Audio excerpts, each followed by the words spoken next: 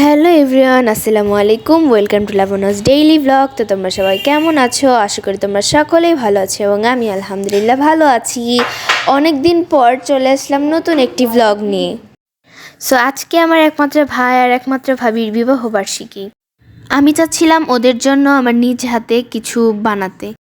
দেন internet ঘাটাঘাটি করতে করতে মাথায় বুদ্ধি আসলো, কেননা ফটো ফ্রেম বানানো যাক। কারণ কয়েকদিন ধরে এটা সবাই ট্রাই করছে, কেউ কেউ নিজ হাতে বানাচ্ছে কিংবা কেউ কেউ অনলাইনে কাস্টমাইজ করে বানিয়ে নিয়ে আসছে।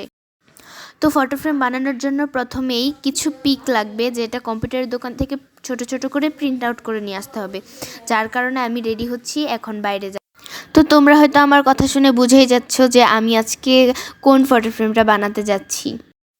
তো তোমাদের সাথে কথা বলতে বলতে আমার হিজাব পরা শেষ। সো চলো এখন আমরা বাইরে থেকে ছবিগুলো প্রিন্ট আউট করে নিয়ে আসি। তো ছবিগুলো প্রিন্ট আউট করে নিয়ে আসা পর্যন্ত তোমরা চ্যানেলে যারা নতুন তারা সাবস্ক্রাইব করে দাও, এবং তারা এখনও লাইক কমেন্ট শেয়ার করে নাই তারা এখনই তাড়াতাড়ি করে লাইক কমেন্ট শেয়ার করে দাও। সো গাইস, আমি এসে পড়েছি। আমি ছবি প্রিন্ট করতে গিয়েছিলাম। আজকে আমার প্ল্যান হচ্ছে আমি একটা ফটো ফ্রেম বানাবো ম্যারেজ অ্যানিভার্সারির। আজকে আমার ভাইয়া আর আমার ভাবির ম্যারেজ অ্যানিভার্সারি। ভাবি বলতে আমি আনইজি ফিল করি, আমি আপু বলেই ডাকি, আবার আপু বললে তোমরা কেউ বুঝা নিও যে এইটা আমার ভাবি। তো এই যে কিছু পিক, এটা আমাদের বেবির পিক, ওদের পিক। এগুলো তো দেখানো যাবে না, নজর লেগে যাবে। এগুলো দিয়ে এখন আমি একটা ফটো ফ্রেম বানাবো। তোমরা দেখতে থাকো। তোমরা চাইলে আমার বানানো প্রসেসটা দেখে তোমরা কাউকে গিফট করতে পারবা, বানাতে পারবা। তো আমি আজকে যে মেন ইনগ্রেডিয়েন্টস সেটা এই যে মিষ্টির কার্টুন বা জুতার বাক্স, যেটাকে বলে কার্ডবোর্ড। আমি কার্ডবোর্ড ইউজ করব। তো তোমরা দেখতে থাকো আমি কিভাবে বানাই। তো গাইস, আমি মিষ্টির কার্টুনটা কেটে আর কি যে এই সাইজটা করে নিছি। এইখানে এই এটা একটু বাঁকা, এটাকে শক্ত করার জন্য আমি এই দুটো লেয়ার নিয়েছি। এখন এই ভাঁজের মধ্যে এই দুটো লাগাবো, দেন এটার উপরে আর একটা লেয়ার আছে, এটা লাগাই দিব। তো চলো লাগানো যাক। সো গাইস, এখন আমি ফটো ফ্রেমের বেসটা বানিয়ে নিচ্ছি। নরম নরম, যার কারণে এই দিক থেকে কার্ডবোর্ড থেকে আমি একটু শক্ত সাইজের কার্ডবোর্ড কেটে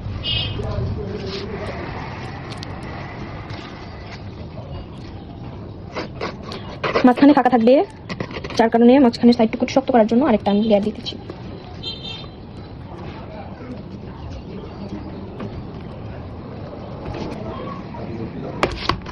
এখন উপরে এই পার্টটুকু লাগাবো।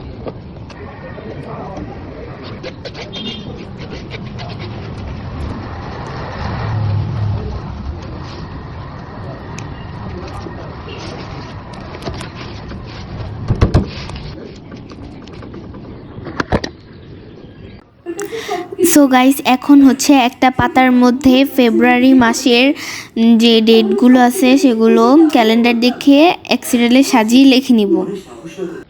আমি আগেই মার্কার দিয়ে লিখছি না, মার্কার দিয়ে আগে লিখলে হয়তো ভুল হতে পারে, যার কারণে আমি আগে পেন্সিল দিয়ে লিখে নিচ্ছি। সেই পেন্সিলের লেখার উপর দিয়ে মার্কার দিয়ে কালি করে নিব। তো এখন আমি মার্কার দিয়ে ভালোভাবে ডেটগুলো কালার করে নিলাম। তো এই যে দেখো গাইস, তোমাদের সাথে কথা বলতে বলতে আমার ক্যালেন্ডারটা তৈরি করা শেষ হয়ে গেছে। তো আমি যে বেসটা বানিয়েছিলাম সেই বেসটা আমি পোস্টার পেপারে কি বলে সুইট পিঙ্ক কালারের একটা পোস্টার পেপার দিয়ে বেসটা একদম মুড়ে নিয়েছি। এখন ঠিক তার নিচের দিকে আমি যে ক্যালেন্ডারটা বানিয়েছি সেই ক্যালেন্ডারটা লাগিয়ে ফেলবো।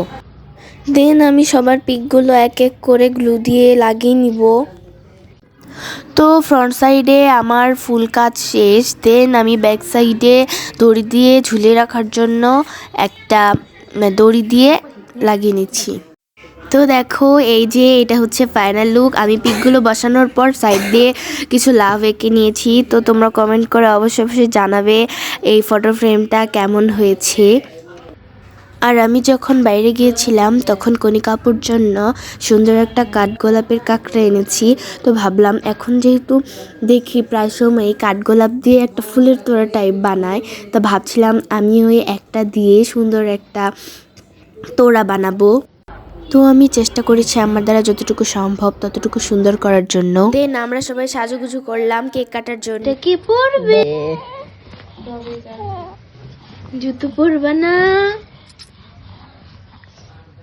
और दे आइए दे दे बुरा सुबह न जाने के कुछ मान जाती है ये